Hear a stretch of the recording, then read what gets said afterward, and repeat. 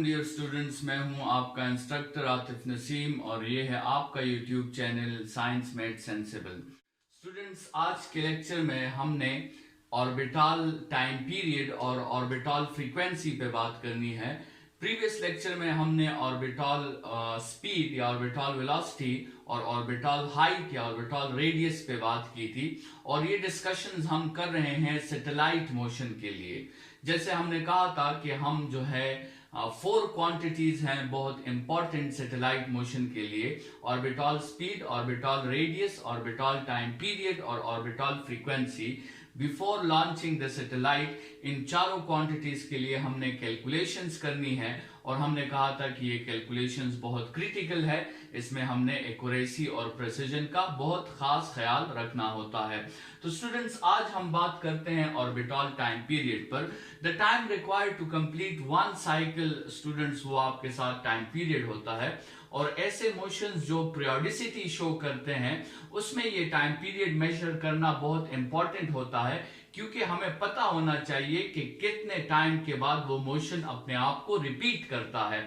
So that time is called time period and it is always defined for any periodic motion. तो students, previous lecture में अगर आपको याद हो, हमने ऑर्बिटल रेडियस के लिए या ऑर्बिटल हाइट के लिए फॉर्मूला जो है वो मेंशन किया था।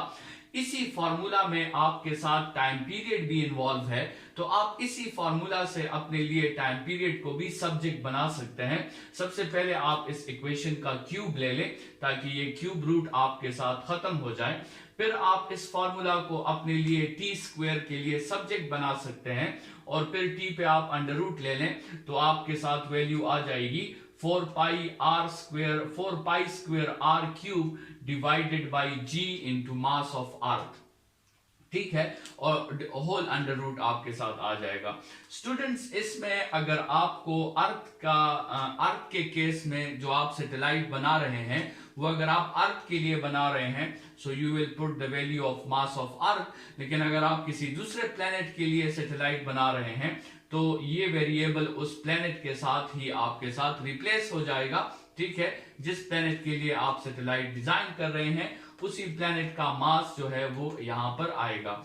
जैसे आपको पता है स्टूडेंट्स के फ्रीक्वेंसी आपके साथ टाइम पीरियड का रेसिप्रोकल होता है, तो यहां पर अगर आपके साथ ये टाइम पीरियड आ गया है तो आप इजीली इसका रेसिप्रोकल कर लें, GME divided by 4 pi square r cube whole under the root. ये आपके साथ लीनियर फ्रीक्वेंसी आ जाएगी which is defined as the number of cycles per second. Students, angular frequency भी अगर हम define करना चाहें, so we know the relation between linear frequency and angular frequency and that relation is omega is equal to 2 pi f.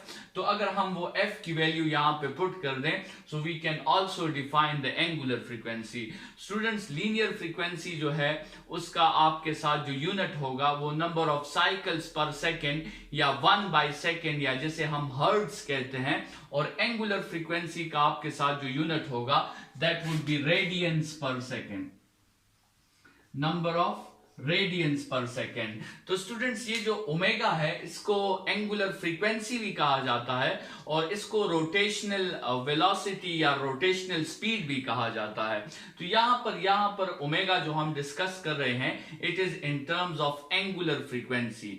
ठीक है, तो मतलब जितने साइकिल्स पर सेकेंड तो उसी तरह जितने रेडियंस पर सेकेंड, तो ये दो फ्रीक्वेंसीज हमने यहाँ पे डिस्कस की है।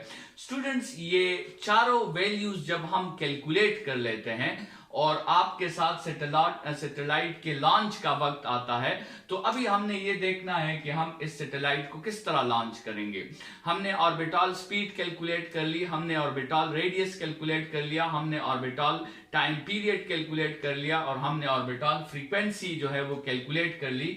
Now we want to launch this satellite. तो स्टूडेंट्स, प्रोसेस जो है वो सिंपल है कि आपने जो ऑर्बिटल रेडियस कैलकुलेट किया हुआ है आप उसी रेडियस पर या उसी हाइट पर किसी सैटेलाइट को पहुंचा देते हैं।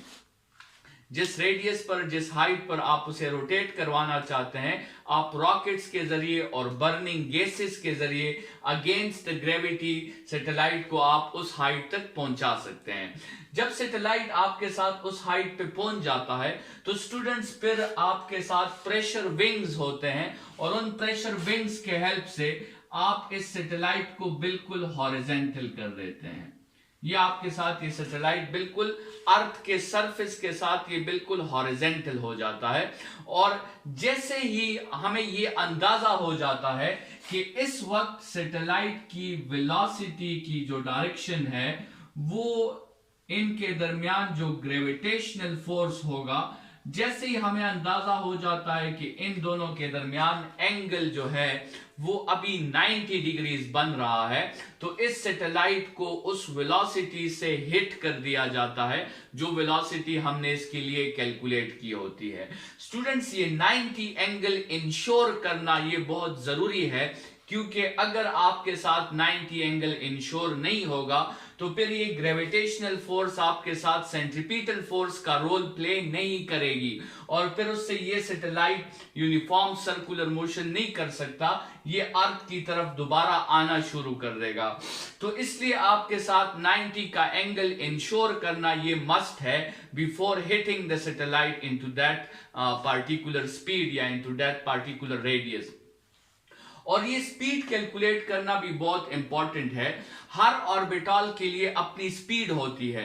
अगर हम उससे कम कैलकुलेट कर लें तो फिर इस सैटेलाइट का अर्थ के सरफेस की तरफ वापस आने का खतरा होता है, और अगर हम उससे ज्यादा कैलकुलेट कर लें तो हो सकता है कि फिर वो अर्थ के ग्रेविटेशनल फील्ड से बाहर निकल जाए। तो इसलिए हमने डिस्कस किया था कि ये सारी इश्यूज जो हैं कैलकुलेशंस की, ये बहुत क्रिटिकल कैलकुलेशंस हैं और हमने इसको बहुत एक्यूरेटली और प्रिसाइसली मेजर करने की कोशिश करनी है। स्टूडेंट्स, जैसे जो है हमने 4 प्रॉपर्टीज डिस्कस कर ली है और ये 4 प्रॉपर्टीज जो है किसी भी सैटेलाइट को लॉन्च करने से पहले हमने इसको एक्यूरेटली और प्रिसाइसली मेजर करना है। नेक्स्ट टॉपिक की तरफ बढ़ते हैं जो हमारे साथ है जियो स्टेशनरी सैटेलाइट्स। जिस तरह नाम से जाहिर है स्टूडेंट्स, ऐसे सैटेलाइट्स जो विथ रिस्पेक्ट टू अर्थ आपके साथ स्टेशनरी हो, एक ऐसे सैटेलाइट जो विथ रिस्पेक्ट टू अर्थ आपके साथ रेस्ट में हो। जैसे आपको पता है कि रेस्ट और मोशन का जो कंसेप्ट है वो एब्सोल्यूट कंसेप्ट तो है नहीं, वो तो रिलेटिव कंसेप्ट है। दो बॉडीज मोशन में भी हो सकती है लेकिन with respect to each other वो रेस्ट में भी हो सकती हैं। तो रेस्ट और मोशन का कंसेप्ट तो ऑलरेडी रिलेटिव है।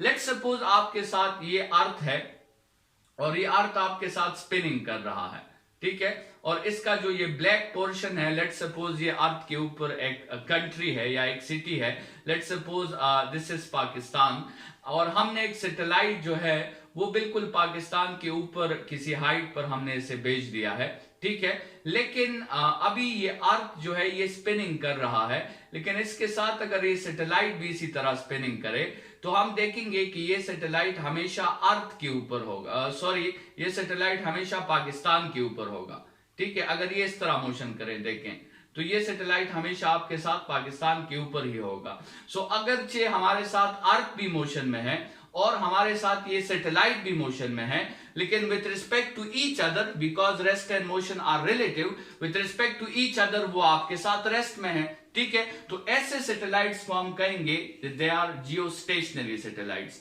स्टूडेंट्स, इसके लिए क्या जरूरी है? इसके लिए ये बात जरूरी है कि जितने टाइम में आपके साथ अर्थ एक साइकिल कंप्लीट करता है उतने ही टाइम में आपके साथ उस सैटेलाइट को भी एक साइकिल कंप्लीट करना चाहिए। इसका मतलब ये हुआ कि आपके साथ जो time period of the rotation of earth है वही टाइम पीरियड आपके साथ सैटेलाइट का भी होना चाहिए। This is the condition for Jio stationery satellite, कि आपके साथ टाइम पीरियड जो अर्थ के रोटेशन का है वही टाइम पीरियड आपके साथ सैटेलाइट का भी होना चाहिए। और स्टूडेंट्स, आपको पता है कि अर्थ के एक रोटेशन का टाइम पीरियड जो है वो आपके साथ 24 आवर्स है।